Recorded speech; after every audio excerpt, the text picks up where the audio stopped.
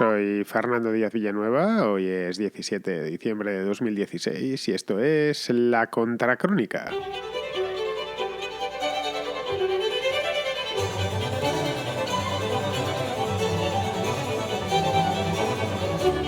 Ayer Carme Forcadell compareció en calidad de imputada en el Tribunal Superior de Justicia de Cataluña, o ante el Tribunal Superior de Justicia de Cataluña, que la investiga por desobediencia y prevaricación. Esta mujer, que es la presidenta del Parlamento catalán, permitió el pasado día 27 de julio que se debatiese, o admitió a trámite, digamos, o admitió a debate, dentro del Parlamento, lógicamente, que es su jurisdicción, que se votaran las conclusiones de un estudio pese al veto que había previo del Tribunal Constitucional sobre ese tema.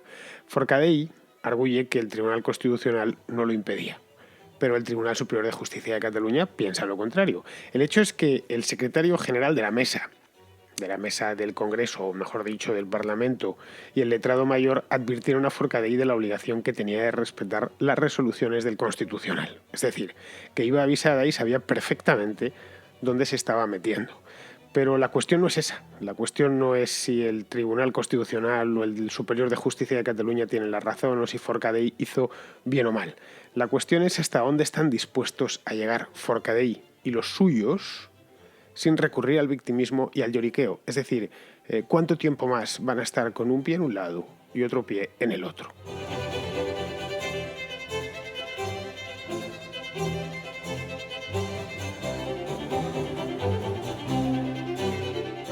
Veamos, vamos a resumir un poquito. La Fiscalía acusa a Forcadell de desobediencia y prevaricación. Es decir, por explicarlo brevemente, la acusa de desobedecer una orden explícita del Tribunal Constitucional, y ella tiene que, todos, en fin, dentro de este orden jurídico, del orden jurídico español, tenemos que acatar las resoluciones del Tribunal Constitucional. No nos queda otra mientras estemos en España. Puedes permitirte el lujo de no acatar las resoluciones del Tribunal Constitucional español en Somalia, ¿vale? Pero mientras estés dentro de las fronteras del Estado te la envainas, te jodes y bailas, como me gusta decir.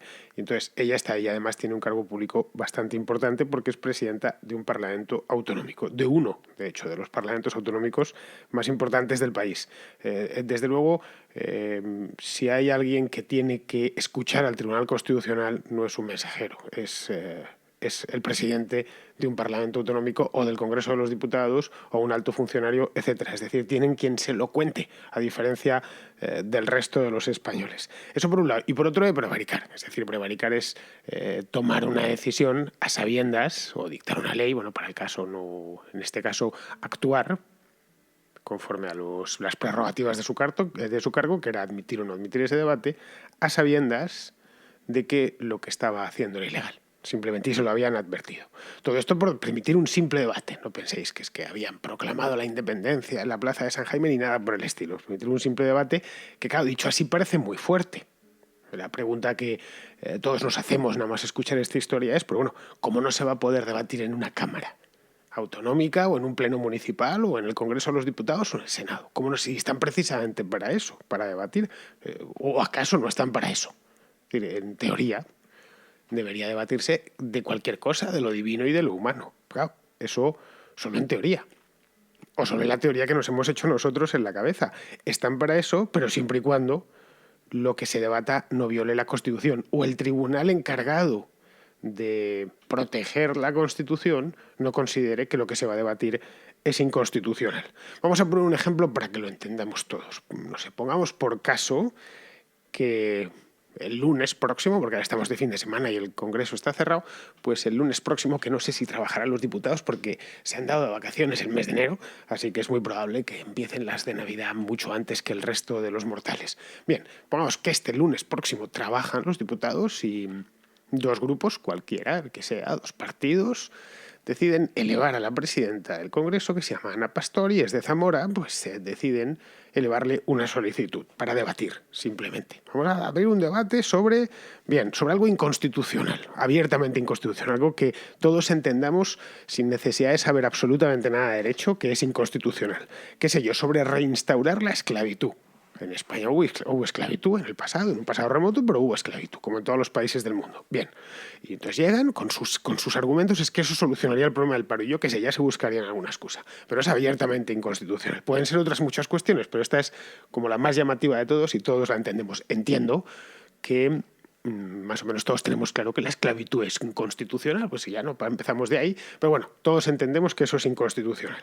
Bien, la Fiscalía lo ve venir, y dice, bueno, oye, que van a debatir en el Congreso de los Diputados sobre la esclavitud, sobre la posibilidad de legalizarla el día de mañana y de volver, pues qué sé yo, al siglo XVI.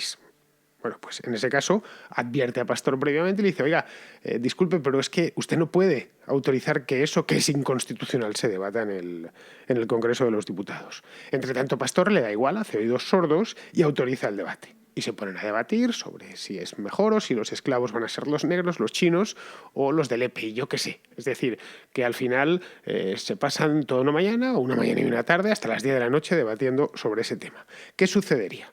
Pues sucedería que le imputarían exactamente por desobediencia y prevaricación. Por lo mismo, por lo que han imputado a Forcadell. Evidentemente, no es comparable ni de lejos, como os podéis imaginar, la esclavitud y un referéndum en Cataluña. No tienen nada que ver, para nada. Es decir, son dos mundos completamente distintos. Pero la lógica legal es idéntica. Es decir, Forcadell sabía que le iba a pasar, o que le podía pasar, mejor dicho, y cuando le pasa, y le ha terminado pasando, es decir, que le han llamado a declarar desde el Tribunal Superior de Justicia de Cataluña, pues va y se pone digna, ¿no? Usted sabía lo que le iba a suceder. Luego hay otro tema que está íntimamente atado a este. Este es un tema de más profundidad, pues, política, digamos. Es más eminentemente político y menos legal. Parece que estos de Junts pel Sí y los de las CUP, es decir, lo que era Esquerra más Convergencia y las CUP, quieren desconectar del Estado español. Parece, no, es evidente que lo quieren hacer, pues lo han dicho en muchas ocasiones. Lo cual puede parecernos bien, puede parecernos mal, puede parecernos regular. El hecho está ahí. Es decir, está ahí y además pues tiene su lógica interna. Ellos son independentistas, están todo el día agarrados a una estelada y quieren desconectarse. Y me parece muy bien. De forma parte tiene lógica interna, ya digo, si un tipo está vendiendo a los electores elección tras elección que esta vez sí van a llegar a la independencia, pues lo lógico es que cuando lleguen al gobierno, si es que está en el gobierno, o a la presidencia del Parlamento, pues quieran desconectar. Tiene una lógica aplastante. Ahora bien, para hacerlo tienen necesariamente que utilizar una institución, en este caso el Parlamento de Cataluña, que forma parte de ese mismo Estado. Es decir, tú vas a desconectar de un Estado desde ese mismo Estado, que a veces se nos olvida. Es decir, se nos olvida que la Generalidad es parte del Estado español, que el Parlamento de Cataluña es parte del Estado español. Simplemente la presidenta del Parlamento de Cataluña o el presidente de la Generalidad son funcionarios del Estado español. Son cargos públicos y dependen del Estado español. Simplemente. Les guste o no les guste, pero es un hecho. Es como la presidenta de la Comunidad de Madrid es una funcionaria del Estado español. El Estado español es uno. Y a partir de ahí lo que ha hecho es subdividirse hacia abajo. A mí, como supongo que los que me seguís o los que me conocéis sabéis que eso me parece fatal, porque aborrezco del Estado, de cualquier tipo de Estado. Pero es así.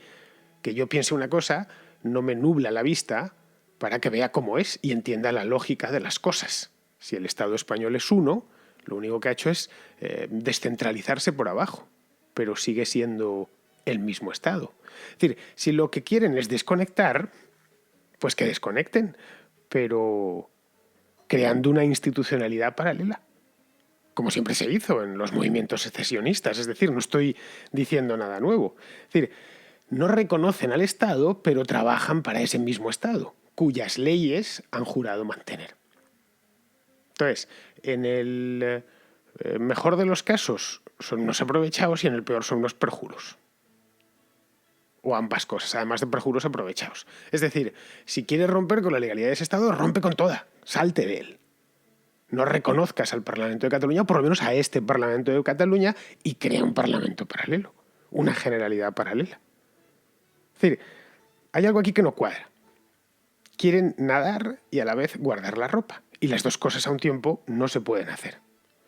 Porque si juras lealtad a unas leyes, como es el caso hoy, para llegar a presidenta del Parlamento de Cataluña hay que jurar la Constitución, igual que si llegas a diputado o algo así, o a cualquier cargo público tienes que jurarla, los alcaldes también. Y luego las violas, es decir, las has jurado lealtad a esas leyes y luego las violas, ya sabes a qué te enfrentas.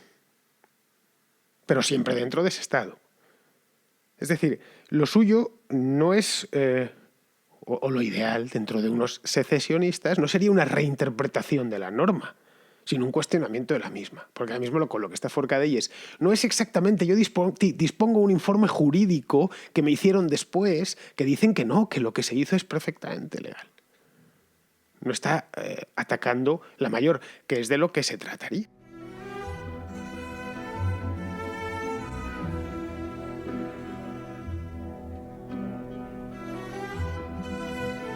Cosa bien distinta sería que hubiesen creado, pues, como decía antes, una generalidad bis, una institucionalidad bis, que se hubiese declarado previamente en rebeldía. Es decir, nos reconocemos esta institución que emana directamente del Estado español, al que por supuesto no queremos saber nada con él y queremos desconectarnos de él. No queremos, nos desconectamos de facto. Ahí sería distinto. Cuando en julio de 1776 los padres fundadores de los Estados Unidos, esto hace no mucho lo conté en la contrahistoria el verano pasado, la que hice, los 2 episodios que hice sobre la Revolución Americana, contaba esta anécdota. Os la refresco por si no habéis escuchado ese episodio. Es decir, pues en julio, cuando acababan de redactar y mandaban a imprenta el manifiesto de independencia, la proclama de independencia, el 4 de julio de 1776, Benjamin Franklin se dirigió a todos ellos, a todos los padres fundadores, y les dijo, bueno, caballeros, ahora debemos colgarnos todos juntos o nos colgarán por separado. Es decir, ya está, ya hemos cruzado el Rubicón. Lo mismo que hizo Julio César cuando cruza el río Rubicón, que sabe que a partir de ahí ya, alea yacta es, la suerte está echada, hemos cortado con la legitimidad republicana. Pues en este caso, Franklin lo vio claramente y dijo, bueno, ya está, a partir de ahora ya no tenemos nada que ver con la legitimidad británica, hemos creado una legitimidad nueva. Es decir, se habían salido se habían valido, no se habían valido de la legalidad inglesa. La proclama de independencia, el manifiesto de independencia, no está dentro de la institucionalidad inglesa, no está dentro de la colonia, sino fuera. Es decir, desconocían al representante del rey y a los gobernadores de las colonias y fundaban una legitimidad completamente nueva. Simplemente jugándosela, ¿eh? Es decir, de haber perdido la guerra, que sucedió, por cierto, a renglón seguido a aquella declaración, los hubieran ido colgando, como decía Franklin, uno por uno. Más de manera ejemplarizante. El rey no hubiera escatimado crueldades para que, bueno, sirviese de ejemplo y ningún otro colono se le ocurriese en mucho tiempo volver a hacer un manifiesto o una proclama de independencia. Es decir, lo que no se le ocurrió ni a Franklin, ni a Adams, ni a Jefferson, ni a ninguno de ellos, ni a Washington, fue debatir ese mismo manifiesto, esa misma proclama, en la mansión del gobernador británico de Massachusetts. No se le pasó ni por la cabeza, vamos, ni del de Pensilvania, a ninguno. No, esto tiene que ser aparte. Lo tenemos que hacer aparte. Es decir, si Forcadell y Puigdemont y Ana Gabriel y el concejal Garganté, ese de Barcelona, y Gabriel Rufián, es decir, si todos, los de un lado y los del otro, quieren romper con la legalidad, que lo hagan. Simplemente, pero que lo hagan de verdad. No que estén con un pie aquí y con el otro ahí, con un pie fuera y con el otro dentro, o a días con los 2 pies fuera y a días con los 2 pies dentro. Es decir, lo primero es salirse de las instituciones coloniales, entre comillas, y fundar otras nuevas. Es no reconocer las instituciones. Eso es lo que se hace en cualquier conflicto de secesión. Vete a ti, no te reconozco, ya está.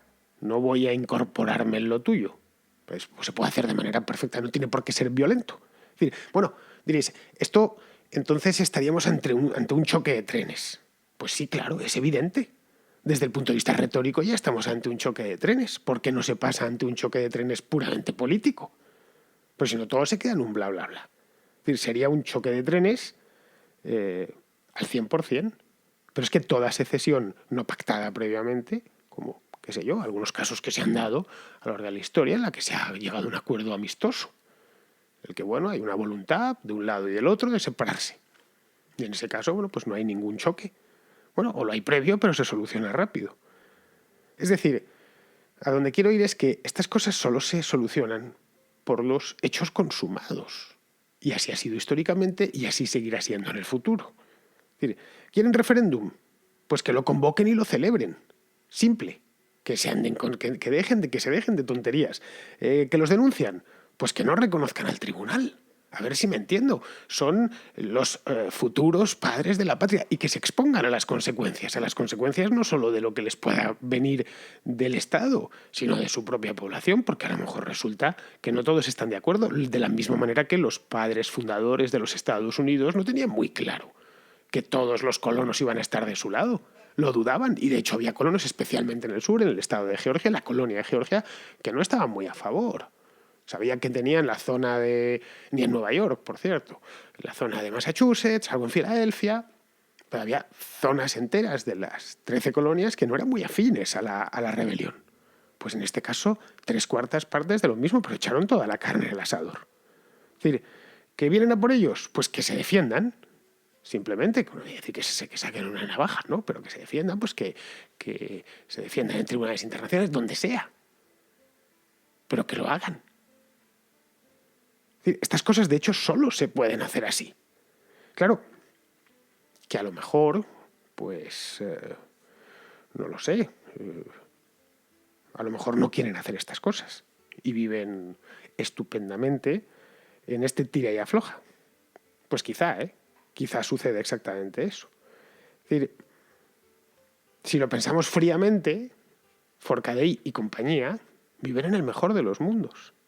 Es una especie de independentismo de salón, enchufadito al presupuesto, por supuesto. Vamos, eso por descontadísimo. Pueden tener colocados a todo Kiski, que es muy útil pues, para seguir disponiendo a placer de todos los resortes presupuestarios de aquel lugar, que son muchos porque es una autonomía muy rica.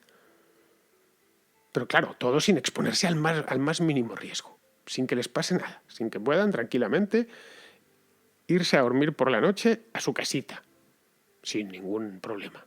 Y sin exponerse, bueno, pues no, mira, cuando empiezas una aventura de estas, pues tienes que saber que conlleva riesgos. Es decir, cuando se meten, y vuelvo de nuevo a la historia de los Estados Unidos, cuando se meten los padres fundadores, que la mayor parte de ellos todos eran gente respetable, eran dueños de plantaciones y cosas por el estilo, abogados prestigiosos, se meten en esta historia y saben que enfrentan graves riesgos personales y legales. Es decir, y si por un detallito sin importancia, como el de la historia esta, del debate en el pasado mes de julio, a raíz del día 27, vamos, por lo que la están juzgando, por lo que ha declarado, si un detallito de estos automáticamente empieza el lloriqueo, sacan al todo el tingladillo a la calle, lo que vimos ayer en las fotografías, todos en la calle, como lo de OMS, una cosa muy similar. No, vamos aquí, que se vea que hay tal. Un tingladillo subvencionado, obviamente, pero esto durante un día.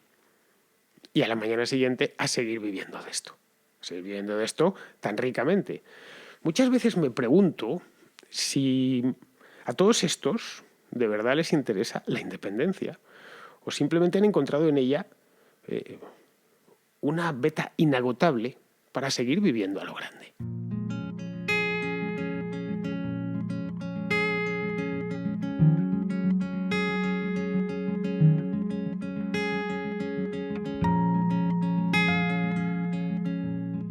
Pues como os comentaba ayer, tengo un montón de notas de voz pendientes, a ver si consigo mañana, que es domingo, y es el día dedicado a estas cosas, consigo darle salida a todas, o a casi todas, porque pues son un montón de ellas y me gusta dedicarle un poquito de tiempo a cada una de ellas, que al menos pueda dar alguna explicación. Hoy me he traído un par de notas, vienen las dos de España, una es de La Coruña y la otra de Valencia. Bien, pues vamos con ellas. La primera es de Gonzalo Valverde, que es de La Coruña, y me hace una preguntilla que la verdad, Gonzalo, es muy fácil de responder, pero vamos a escucharla. ¿No crees que a la izquierda se le ha ido un poco la pinza con determinados temas? Por ejemplo, el feminismo, ahora el tema este de los animales parece que está muy, muy, muy creciendo entre ellos.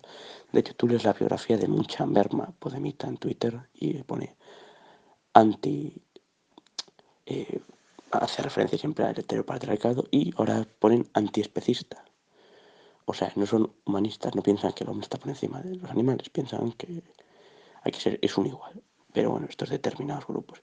Y también te quería preguntar sobre si no piensas que, o no te preocupa la deriva de la izquierda, o sea, del marxismo en general, que se han salido mucho de lo que pensaba Marx, que yo lejos de ser marxista, creo que se han alejado mucho de lo que pensaba este hombre y que ahora adoptan, gente que no se ha leído un libro en su vida, adopta cierta dialéctica marxista, pero no en su vida yo creo que se hayan leído algo de Marx y algo de cualquier otro autor mínimamente serio, porque hablan con opiniones fundadas y sus reflexiones pues son muy vagas y nada más. Un saludo y felicidades por el programa. Pues mira, Gonzalo, a la izquierda no es que se le haya ido la pinza, es que actúa de la única manera, a la izquierda, mejor dicho, a la izquierda marxista.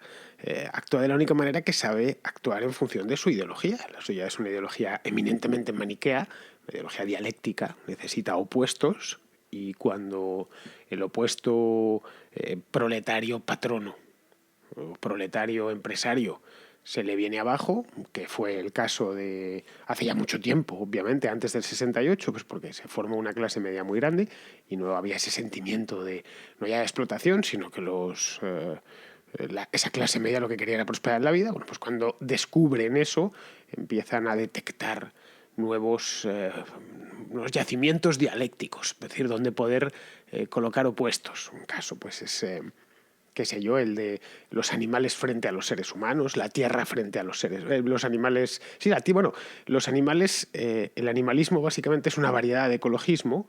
En el caso del ecologismo puro, que sea la tierra, la naturaleza contra los seres humanos, luego los animales contra los seres humanos, las mujeres contra los hombres, los heterosexuales contra los homosexuales, los negros y los blancos, etcétera. Es decir, al final necesitan una parte buena, que ya sabemos cuál es en su caso, frente a una parte que es mala, pero el mal absoluto.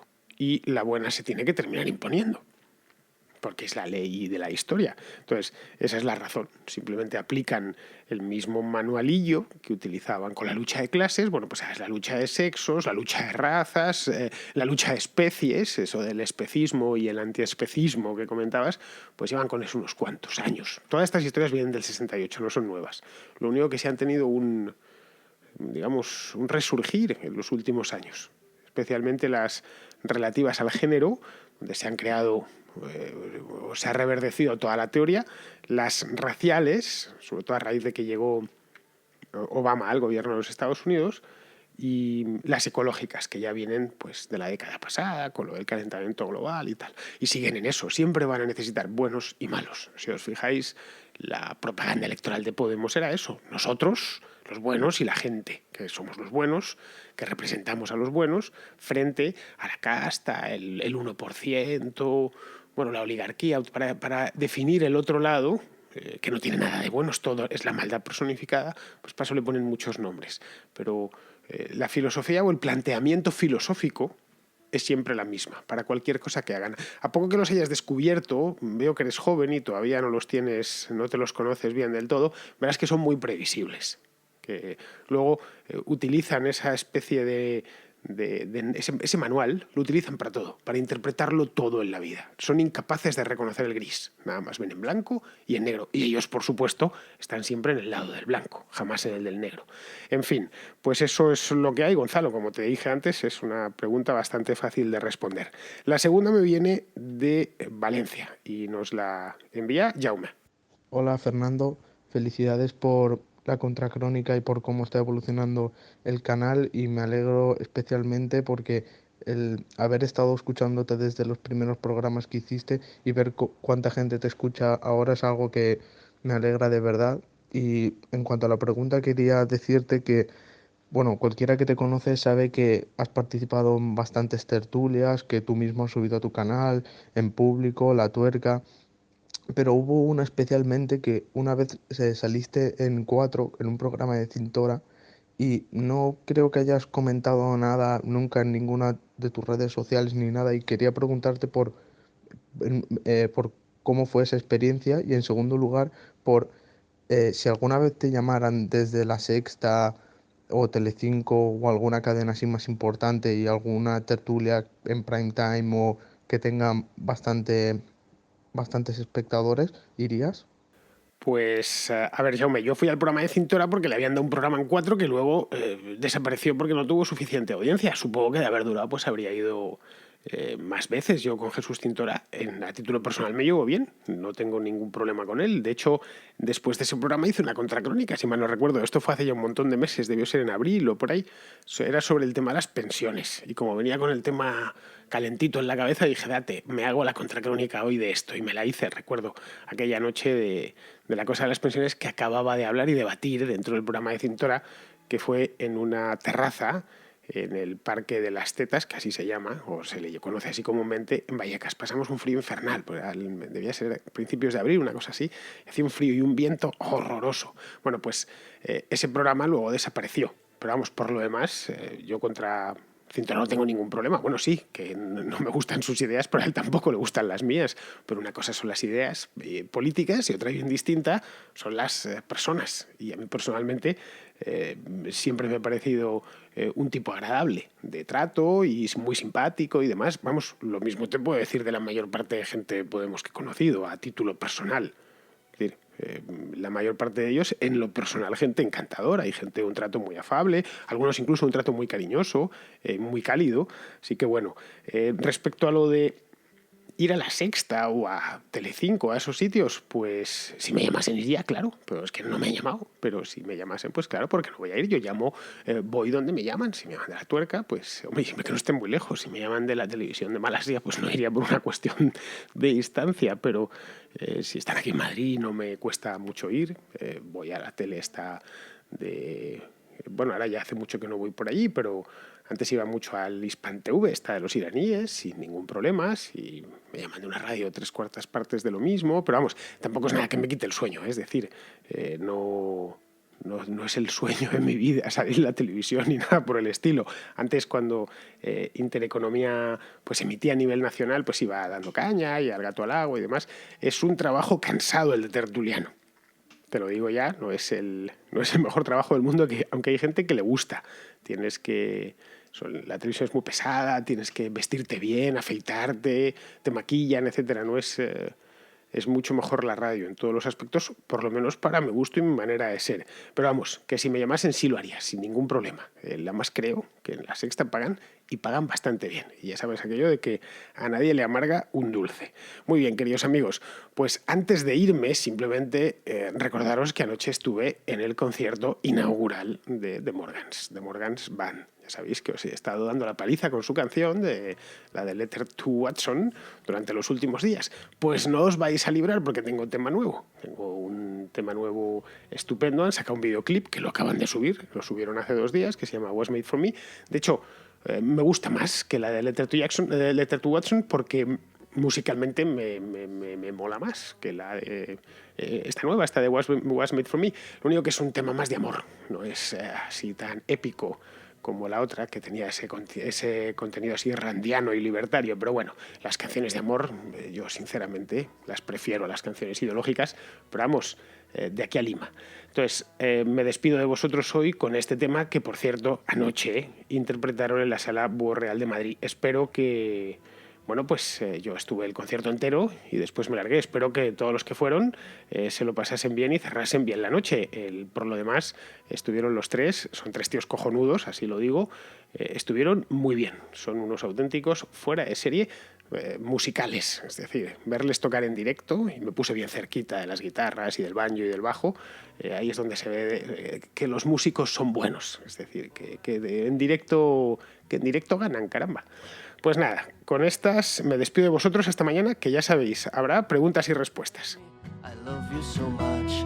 The moon in the sky is shining like a diamond and the stars are sweeping around there. What can I do, honey? What